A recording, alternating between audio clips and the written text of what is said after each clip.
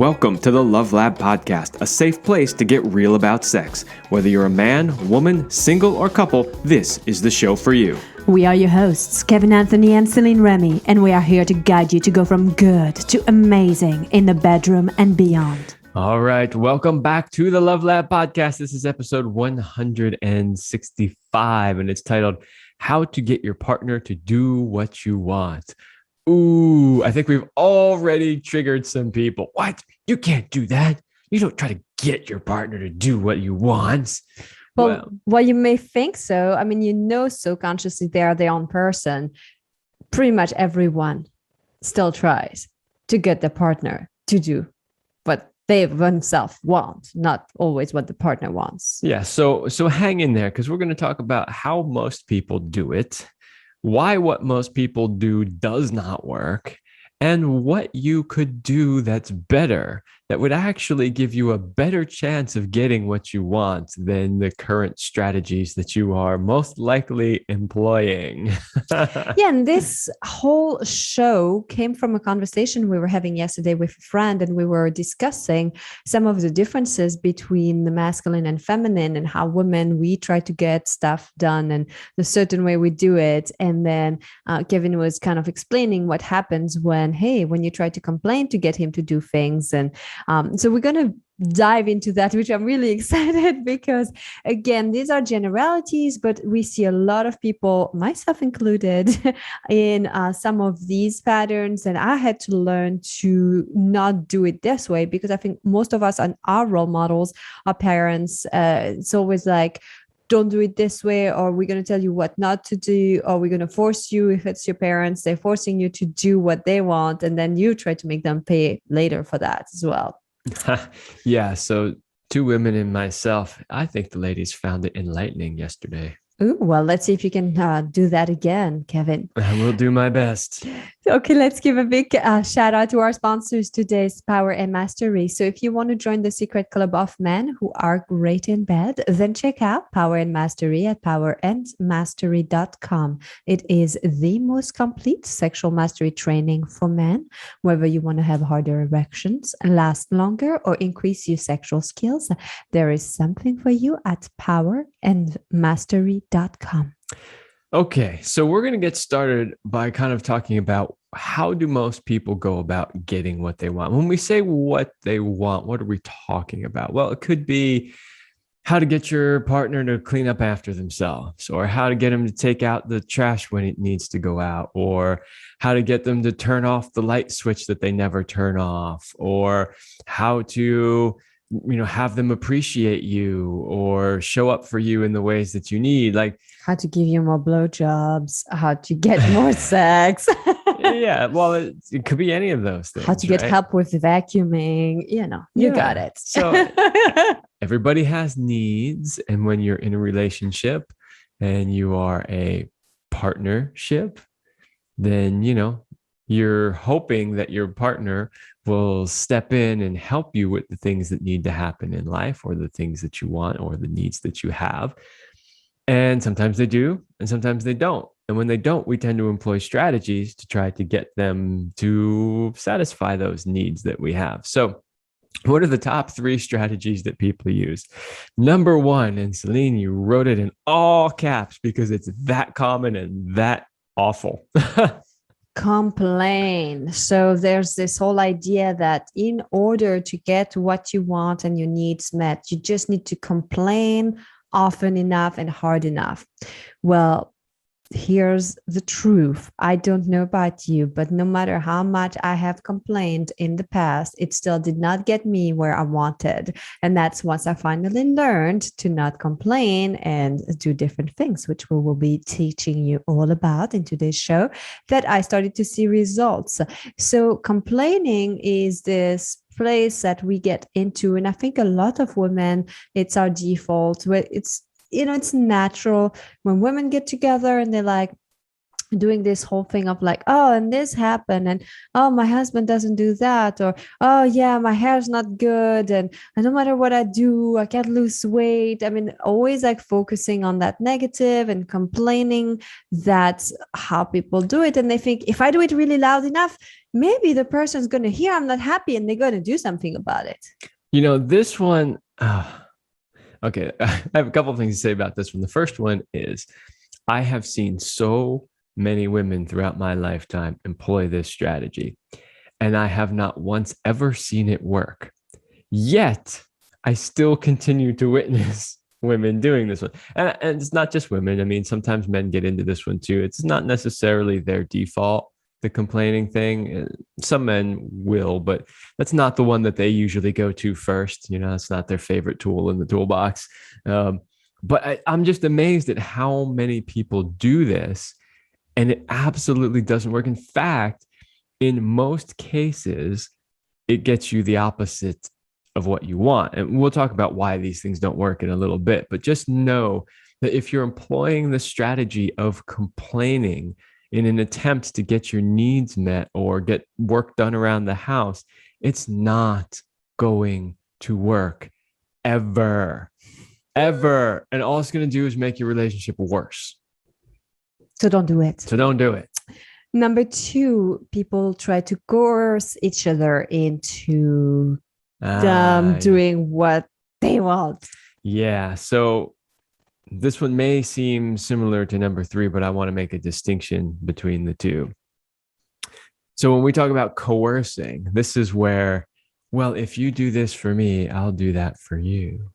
Ooh, so you start to use sex also as a bartering tool. Well, often sex is one possible thing, but it's like, well, I really need you to take out the trash, and you never do it on time, and sometimes you miss, and then they don't pick it up, and then blah blah blah, and then eventually at some point you go, look, if you could just remember to take out the trash, I'll do such and such for you, or I'll make sure I do this other thing, or remember how you really wanted to go to that event with your friends who I don't even like and don't even want to spend time with, but if you could just do this thing for me, I will then go with you to the whatever, right? There's a million examples you could create of coercion where you're bribing them, you're coercing them, you're just like, you're trying somehow to give them something so that they'll do what you want to do. There's, again, a whole bunch of problems with that we can talk about, but it's never sustainable, and it's never addressing the root issue of the problem. So it's, if you have kids, this doesn't work, right? You've probably tried this a million times with your kids. If you just eat the vegetables, then you can have such and such, right? And you think that if you tell them they can have ice cream, if they just eat their vegetables, that the next dinner, they're just going to eat their vegetables so that they can get the ice cream. No, it's the same fight every fucking night, right? Because the coercion doesn't really work. It's funny because when you were describing the behavior, I was thinking it sounds so childish.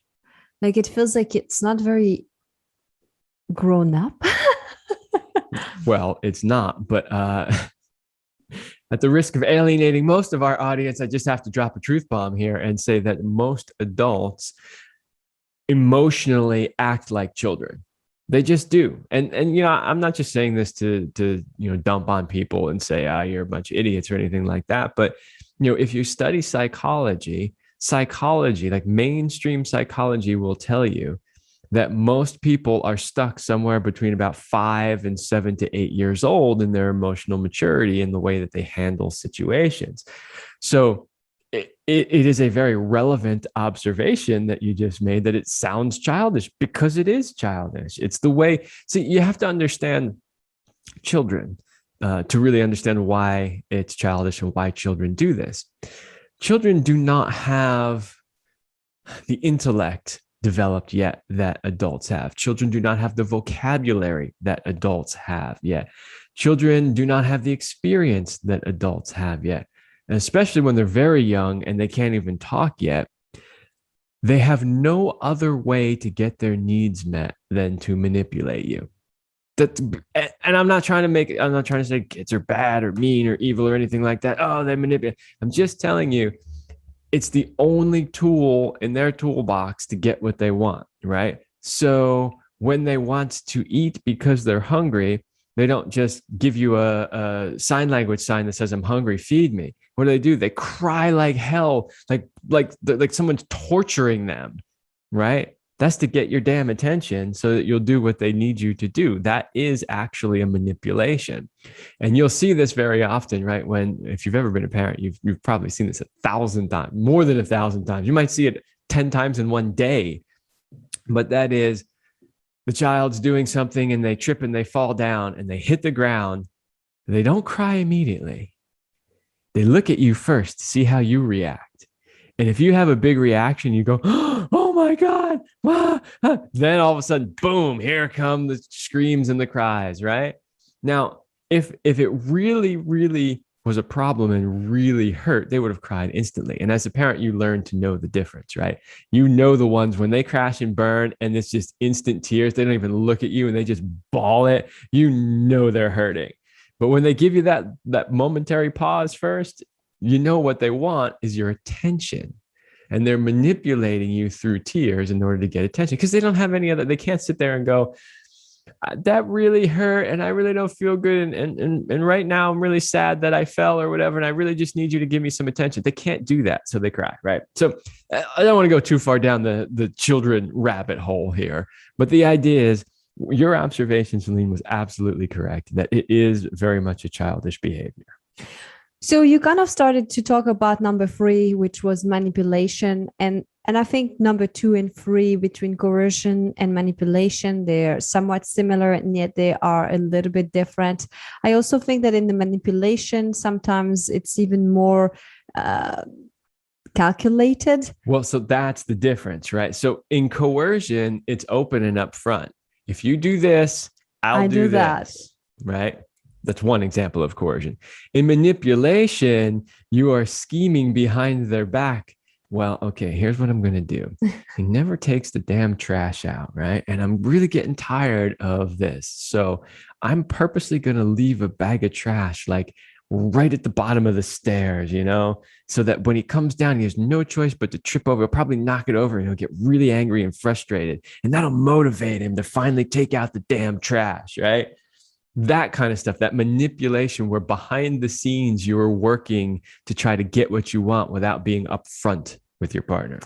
So let's talk about why these behaviors and ways of acting doesn't work. In case you've been wondering if any of this was helpful or would work, they don't. So number 1, motivation from negativity doesn't work. There's no such thing as constructive criticism, by the way. It's a myth. A criticism is a criticism. Negativity is negativity. And there's no way to spin it around to make it better. Now, you can still express things when you're not happy and satisfied, but you just have to do it differently than through the negative or complaint and criticism route. Yeah. Well, when it comes to criticism, you can call it constructive criticism, but the brain only hears criticism. The brain doesn't distinguish between constructive criticism and like just criticism because you're an ass, right? Like the brain just hears criticism. And in case you don't believe us, just remember how you go for a day and you get 10 compliments. And then there's one person who says something slightly mean to you. What do you remember? The only one thing that somebody told you that was mean, and you forgot all of your 10 really positive things. Yeah. And they've done so many studies when it comes to children and teaching them about, reinforcing behaviors through negativity and punishment versus reward. And, I didn't bother actually, because it wasn't really the focus of this episode, but I didn't bother pulling up any of that research, but I have read it in the past. It's pretty fascinating. And while motivation through negativity will get you some of what you want, it'll take you so far down the path. It ultimately can't take you all the way. And doing motivation through positivity and reinforcement and appreciation and that sort of thing actually can take you a lot further. And they've proven this through studies. Number two, it creates defensiveness. So when you feel like somebody's attacking you, most of the time you are going to react by closing down your heart, closing down and being defensive. And that does not foster good communication and intimacy and the ability to have your needs met because you both triggered and closed down. Yeah, absolutely. This is where like complaining is the one that triggers this the most. The second you start to complain, the other person immediately goes into defense mode. So now you got someone complaining and you got someone defending. Do you think that's going to foster clear and accurate communication? Nope. No. Nope. Never does. So it's important to bring up the concept too of ants. So ants, I believe it was coined by Daniel Amen, the man who wrote Change Your Brain, something like this book on rewiring your brain. And it stands for automatic negative thoughts. And what happens is most of us, we have about anywhere between 50 to 70,000 thoughts a day. Those thoughts, most of them are repetitive, and those are most of them not really conscious. They say that by the time you're 35, is it like 80% of your thoughts and in your actions are kind of in like cruise control mode, where it's just like acquired things and you're not thinking it through You're again. just repeating the same old patterns on autopilot. So when you have these negative thoughts, they start to change your brain chemistry, and it can affect your brain. It will change you on a cellular level, on a DNA level, on a hormonal level, because of the chemistry in your brain. And those negative thoughts, automatic, that you don't think about, or ways that you spin things around, will affect you negatively. Yeah, and basically what you're doing is programming a negative response into your system, right? So that you don't even have control over it. Like it just happens. Like this thing happens, and then boom, you go into this negative reaction. Also, here's another thing that can come up from these behaviors. It creates resentment. And unfortunately, that's a place that most couples who are unhappy find themselves in. They have years and years of resentment piled, shoved under the rug, and still always right there. All you have to do, you don't even have to lift the rug anymore. It's so high that you see it all the time, but you pretend it's not there. And that is really... it's kind of like it's nasty. It's a nasty behavior that affects everything and everyone. Yeah, we're going to talk about a scenario and how men and women tend to react in such a scenario in just a little bit, and that whole resentment piece is going to be big in that. So ultimately, these behaviors are not sustainable. It's not something that you can do in the long run. So you can't just keep doing that, because it won't work, and it will create too much resentment, disappointment, anger, and all of these like bitterness that will rot your relationship from the inside out. Yeah, I mean, look, if you see any relationship where they're chronically and habitually employing one of those three methods that we talked about for getting what they want, you're going to see a very unhappy relationship. They just are. They always are. You will never find a successful, thriving relationship that uses those as one of the primary ways that they get their needs met. Well, and ultimately it breeds dishonesty into your relationship, into yourself, because you are hiding some things. Really, you're not able to express what you want. You're not asking clearly. You might be holding back who you are, and that's not being all out and authentic. Yeah. Well, what happens is this: you didn't do what they wanted you to do. You didn't do what they wanted you to do, and now you know that there's going to be consequences to that. The complaining's going to come in. The bitching's going to come in. Right? You don't want to deal with that because that sucks. Right? So what are you going to do? You're going to think of every way you can try to get out of it, minimize it, make up an excuse for it. I know she's pissed that I didn't take out the trash, but okay, what can I say? My friend called and he was in a dire situation and he absolutely needed, some blah, blah, blah, whatever. You create some bullshit excuse, right? That's just a simple example, but there's lots of little white lies and little half truths and little manipulations that you will start to employ to try to avoid the negative consequences of the situation. That does not sound like fun. All right. Before we dive into some of the fun things and discussions between how women do it, how men do it, how it affects each other, let's do a little break for our sponsor. And we have a special invitation to all the couples who are listening to today's show. If you find yourself stuck in a rut and you feel like you are going through the daily motion instead of connecting the way you used to, maybe you're even tired of having stale mechanical sex that lacks spontaneity and fun, and you don't want to live a life of average, then Kevin and I would like to invite you to join a highly sexed Power Couple Platinum program. If you give us 90 days, we will help you bring the passion back between the sheets and be synced up sexually so that you can thrive with more purpose and passion in life. If you go to CelineRemy.com/passion, you can read more about this life-changing experience and for you and your partner. Yeah. And if you do any of these things, we will help you break it. So let's talk a little bit how she does it. So I'm going to do the female part. All right. So the female has a need that she wants met. There's something that she wants him to do. So most of us, one thing for sure is the masculine is very single focused and he focuses on one thing at a time. We are having what's called diffuse awareness, where we can see multiple things happening at once and we can juggle multiple things. Now, neither one of them is better. They just are different wirings and different things to approach life. What that means is that for us, usually, we always have our awareness on where we know that there's dinner to be made and there's I don't know, the kitchen needs to be swept and the laundry is there and maybe you haven't had sex in 2 weeks. Like we can have all of these things happening at the same time in our brain and aware of that. I feel so sorry for you sometimes. That's just way too much to try and juggle at any one moment. So when that happens, we tend to feel overwhelmed. We tend to feel tired.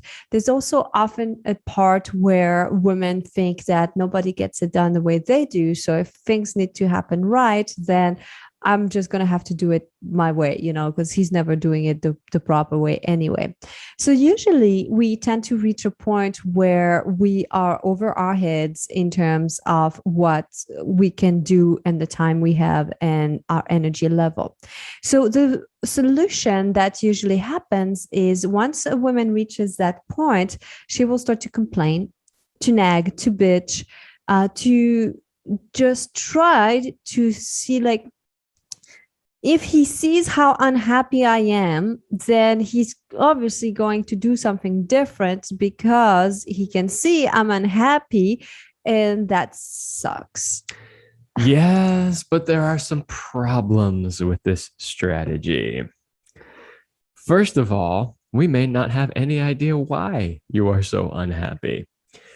Second of all, and this one is actually pretty darn common, which is the man is actually genuinely trying. He may not be doing what she actually wants, but he thinks like he's doing his best. He thinks he's doing what needs to happen. And then when she comes out with the nagging and the bitching and the complaining, he starts to get very resentful because he's like, but I'm working so hard. I'm doing all this stuff. I'm really trying here. And she's not recognizing it. And she's just complaining, and I feel unseen, unappreciated, right? So this is a thing that I think that a lot of women don't realize is like men in general, this is a generality, but men in general do actually want to make their women happy. We like to be the knight in shining armor. We like to save the day by fixing the thing or solving the problem because that's who we are. In general, and if you might be a female, but you identify as a male and masculine energy, then this probably applies to you also. But in general, masculinity is problem solver. fix stuff, build stuff, solve problems. That's generally what we do, and we like to do that. So anything that a woman can do to help us do that job makes us happy, like giving us the right information, like being very clear with us. I don't want to go too much into it because we're getting into what you should do, but the idea is that if you make it easier for him to do that, he will most likely do that, and you will most likely get what you want. So what happens when I complain because I'm not getting the help and support that I want and need from you?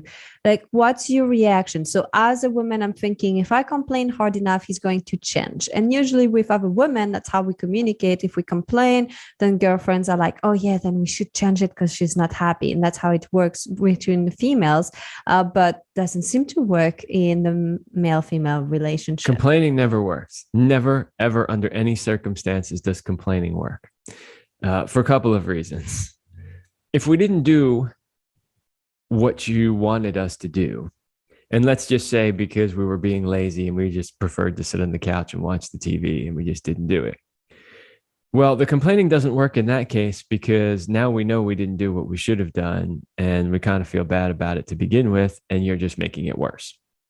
But let's just say that the scenario we already talked about happened, which is you thought you actually did what she wanted and you put in the effort, and now she's still complaining, and now you have resentment because you're like, but I did exactly what she, like, why didn't she, if that's what she really wanted, why didn't she just tell me? I would have been happy to do it if I just known. Now she's yelling at me and bitching at me, and I like really, like, I was really trying my hardest. So that's another possibility. And there's one more that I was thinking about too. Hold on. I'm getting ahead of myself. It was, we didn't do it and we know we didn't do it. The other one is we tried our best to do it, and that just for whatever reason, it wasn't what she wanted. Oh, the other one was this. We wanted to do it, but we had so many other things happening and so many other responsibilities that it was just too much for us to handle. And this is a common one also in today's modern world. You know, the way this tends to show up is, you know, the woman might normally do, say, a lot of the cleaning or a lot of the cooking, and those are things that maybe are her roles that she tends to take on. And I know I'm being stereotypical here. It's just an example, so calm the fuck down. And, you know, maybe she is just overwhelmed because something's going on with the kids, or her job got particularly busy, or she had health issues, or whatever it was, and she wasn't able to do some of those things. So now she's expecting you as the man to step up and pitch in and do some of those things. Now over here as the guy, you're like, hey, I get it. I understand she can't do it all. And neither can I, because I'm working all day long. I'm stressed out. I got nothing left in the tank, right? And so she's bitching and complaining because I'm not stepping up and pitching in. And really the only reason that is because I'm tapped out. I got nothing left. So when we were putting the show notes together, I was trying to think about what are some of the behaviors that are more typically feminine and ones that are more masculine. And I wasn't quite sure that how it's going to show up, because I was asking Kevin, I was like, hey, how do you do it? Because I know as a woman, we will complain, we'll nag, we'll bitch. Sometimes we'll even be passive aggressive, or we'll do like withholding of sex. Like these are behavior. And when I was thinking about it for the masculine, if he wants her to do something, I was thinking that some of the things I've seen happen is the cold shoulder treatment, which, like, if I don't talk to you, then, you know, you should know something's wrong. And I think also the passive aggressiveness that does happen independently of the gender. Yeah. You know, from a guy's point of view, we don't generally go to the cold shoulder thing unless we've asked a couple of times and it's fallen on deaf ears, as they say, like we get nothing back. So then sometimes guys will just be like, forget it, you know? Yeah. But what's interesting is then the more cold shoulder, or like the forget it, then she doesn't feel seen and appreciated. And that's like the biggest thing for women. I'm not saying this is a good strategy. I'm just saying that sometimes this is what happens. So and then why. you're stuck in this cycle, because the less attention and appreciation you give her, then the more she's going to try to poke at you in whatever way to get a reaction. And that's where a lot of people are stuck in this type of behavior. Yeah. Seen that dynamic many, many, many times. Yep. And the harder she pokes, the more quiet he becomes, and until at some point he breaks, and then there's screaming. So what should you do instead? If you find yourself stuck in some of these dynamics, if you recognize yourself, because unless you've done work, pretty much all of us had to go through learning to unlearn those bad habits that we've learned and change ourselves. I know that it's possible, because I was definitely much more of a complaining or nagging or bitching just because that was the role models I had, until I changed. And then everything else changed in my life, and the quality of the man and the quality of my relationship and all of this, everything changed. So I've done it, so you can do it. That's the good news, but it will require some effort. So number one, you're going to have to be honest with yourself that there's a problem. It always starts with awareness, because unless you're aware of that, you can't change that. But let's look at our steps. So the first thing to do is to, instead of complaining, start to explain how or why the change of behavior would affect you in a positive way. And so rather than saying you didn't take out the dishwasher or the trash, I know there are simple examples that we take. It's rather say, okay, I have a super busy day and I need some help because I am exhausted and there's a few things that still need to be done in the house. Here are 3 chores that we haven't finished. Can you help me with that? Or which one would you like to do? Well, and I would actually take it a step further, because that honestly, a lot of times is not quite enough to motivate us. Ooh. So what you need to do in that particular situation is not just say, I'm exhausted and, I need you to help, because he might be over there going, I'm exhausted too. Fuck it, I'm exhausted too. Like, whatever, Tell me something new. Right, exactly. So I think an even better way to take it to the next level would be, and as it says here, affect you in a positive way. So it'd be like, I'm really exhausted and all this stuff needs to still happen. But if you were able to help me with a few of these things around the house, then I could de-stress faster and easier. And then I could really show up for you. I could maybe give you a massage. And I'm not saying, this is not getting into the coercion where if you do this, I'll do that. But just letting him know that, if you could just get a little help, that you'd be able to de-stress. And when you are less stressed, you can really show up in positive ways in the relationship. Yeah, like you're more horny and you want more sex. Yeah, but again, not from a if you do this, then I'll have sex with you. It's if you do this and I have the downtime to relax, as soon as my stress level comes down, I've noticed that my horny level goes up. And I would really love to be able to show up for you in that way in this relationship, but I can't do it when I'm always exhausted. And I love this because, as you said, it's a fine line between the coercion and being able to express yourself like this. Again, it's not having any attachment to the outcome. And it's also about being just clear about your needs. But the other part that's important is that if he does help, do not fill your day with other tasks. There is something about your to-do list that will always, always be there. You never come to a place of everything is done. So you just have to learn to live with things. Yeah, well, that's important, right? Because if he does do those things and then you fill the rest of your time with other things and you're still exhausted, he's going to go, but the deal didn't work. Exactly. Right. So that takes us to number 2, which is to be straightforward with your requests. So I'll give you another example. She needs help around the house. It's not good to say, look, I'm overwhelmed. I'm stressed out. I need you to help more around the house. You never help me. Well, what does help more around the house mean? Does that mean she wants you to clean the entire house? Does that mean she wants you to start doing some of the cooking? Or does that mean she simply needs you to take the trash out? Like, what really does that mean? And the problem is if you leave it vague and open like that, then he's going to create his own interpretation of what he thinks that means. Which can be very disappointing because it might not be at all what you had in mind. Right. But now he thinks he's done it and you're pissed off because he hasn't done it. And then we get back into that circle of resentment and complaining and resentment and complaining. So right, step number 3 then is to communicate clearly what it is that you want. And that's what we were starting to describe. And having clear, concise, direct is the best way to communicate with a man, by the way. So always think clear, concise, direct if you want to have better results. Absolutely. And honestly, a lot of the scenarios we're talking about here are how does the woman get the man to do something around the house? But those are just a few examples. They're just easy ones that most people can identify with. It really goes both ways. It absolutely goes both ways.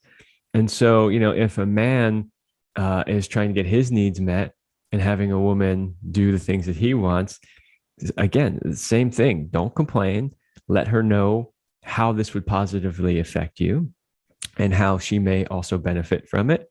Be straightforward with what it is that you want from her and communicate it very, very clearly. So there's the straightforward, which is instead of beating around the bush, going, there's something going on. Just come out and say, look, I have this need that needs to be met and it's not being met.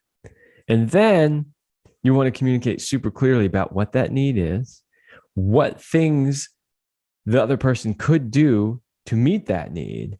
Right? Don't just say, well, I have a need that's not met. Okay, great. Like you want to be really clear. Okay, here's what would work for me. The other thing to remember is your partner doesn't have to be the one to fulfill the need. Sometimes we expect our partners to fulfill all of our needs. Like you've signed up to be on together this adventure, and so they have to fulfill all of our needs. But sometimes the communication could just be around, how do we get to me getting what I need and want? Like, I don't want to force you into that. Maybe it's like I'm not going to ask you to massage me every week. So maybe, hey, we could get we get a membership at this place and we get a free massage with it. And you can be creative. Hire the young kid across the street to take your trash out for you. Yes. You don't have to be the one to do it, but you just have to come up with creative solutions that work for everyone. Absolutely. But I thought it was an important one to remember that if you come without having expectation that it's your partner that needs to do it or do it in a certain way, then you can have much better solutions. Yeah. And I think that leads us right into the next one on the list, which is to be honest about your part in the issue or situation. Because too often it's all about they're not doing this, or he didn't do that, or she didn't do that, right?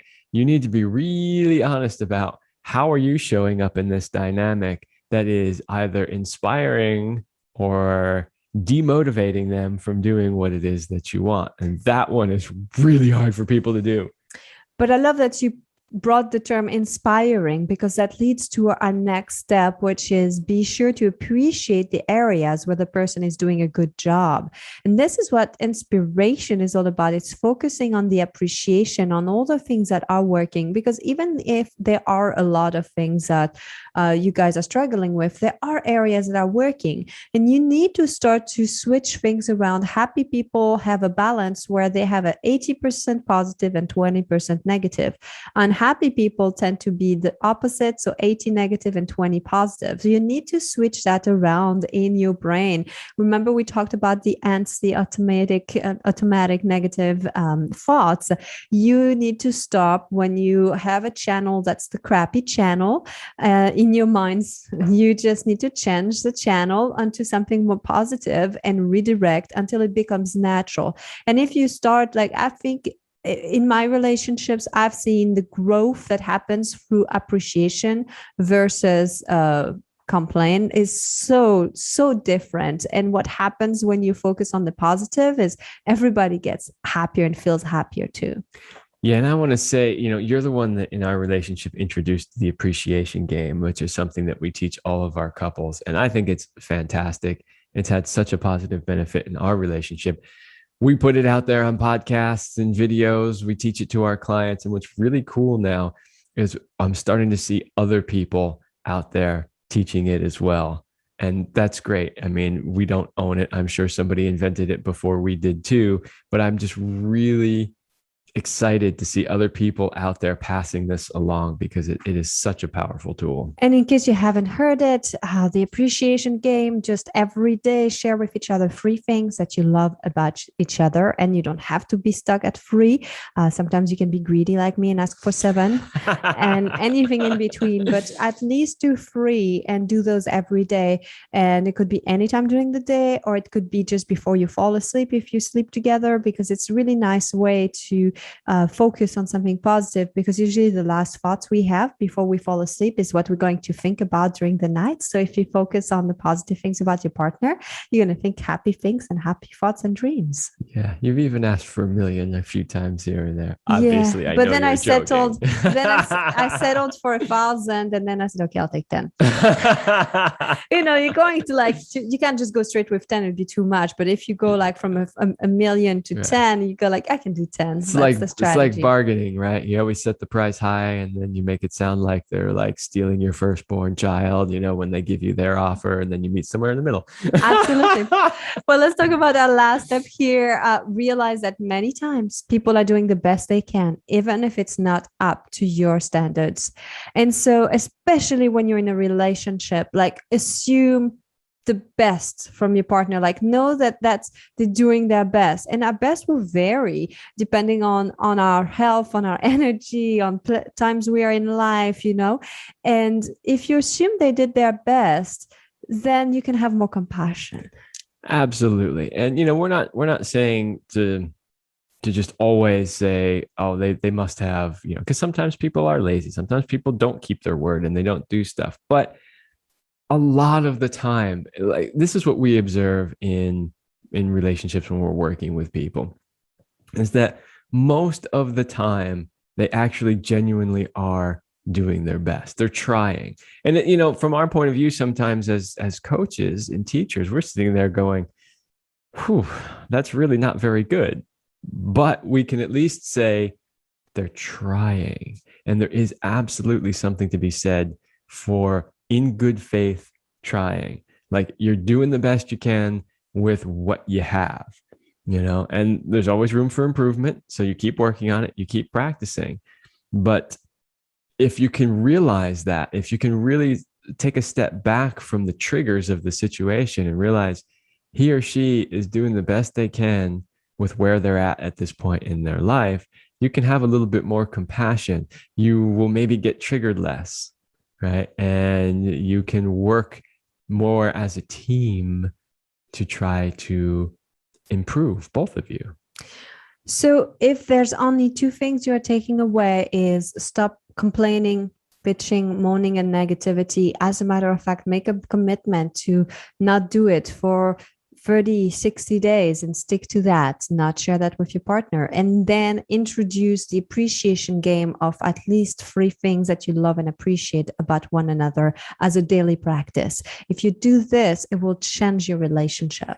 Yeah, and I'm going to refer you back to the interview we did with John Gray as well, because if you want some more really great examples and tips on how to do some of this, go back and listen to that episode. It was packed full of good advice on how to do a lot of what we just talked about. So please go back and listen to that one. Episode 156, How to Cope with Stress in Relationships, with Dr. John Gray. Yeah, and titles are, how do you really encapsulate some of the ideas that we covered in there in one title? It's not just about dealing with stress. It's about everything that we've talked about so far and then some. So it's worth listening to. All right, everybody, that's all the time we have for this episode, and we will see you next week.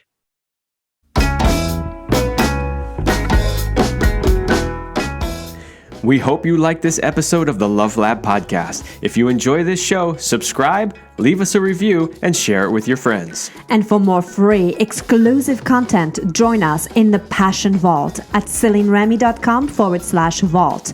That's CelineRemy.com/vault. Thanks for listening. And remember, you're amazing.